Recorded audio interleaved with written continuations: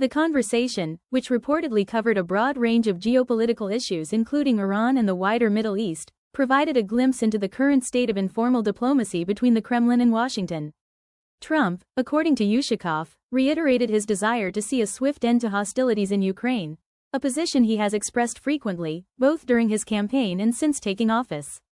However, Putin made it clear that while talks are welcome, Russia's strategic priorities will not change. President Putin reaffirmed our willingness to resolve the Ukraine conflict through political and negotiated means, Yushakov said during a press briefing.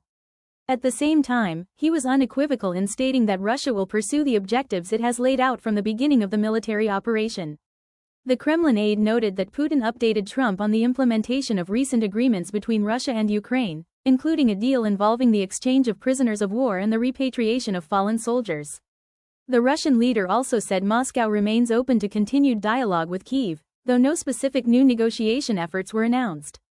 Putin's language about achieving Russia's war aims included a reference to eliminating the so-called root causes of the conflict, Kremlin's shorthand for its long-standing narrative that the war was triggered by Western interference in Ukraine, specifically NATO's eastward expansion. According to Moscow, Ukraine's aspirations to join NATO represented a direct threat to Russian national security. Our president emphasized that Russia intends to eliminate the underlying reasons for the current crisis, the strategic pressures that have led to today's deep confrontation. These aims are non-negotiable, Yushakov added. However, there was no indication from the Kremlin that Putin's stance had shifted in any meaningful way. The official readout of the call made no mention of any concessions or willingness to scale back Russia's demands. This comes as a disappointment to many observers who had hoped Trump might persuade Putin to consider de-escalation, especially given Trump's stated goal of ending the war quickly.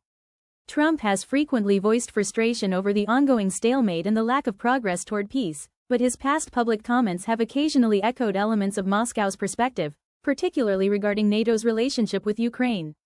While Western leaders have condemned Russia's actions as a war of aggression with imperialist overtones, Trump has shown some sympathy for Russia's refusal to accept NATO expansion near its borders.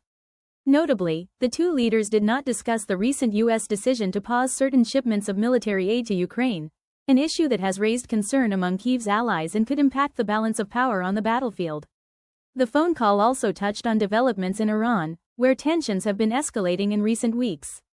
Yushakov said the Russian side stressed the importance of resolving all regional conflicts through diplomacy, rejecting military escalation as a viable path forward.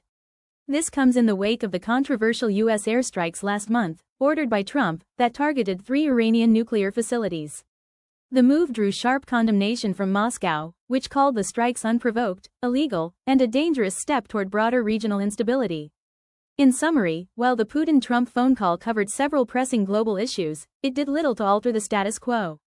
Russia remains firmly committed to its military and strategic objectives in Ukraine, and despite Trump's continued push for peace, no diplomatic breakthrough appears imminent.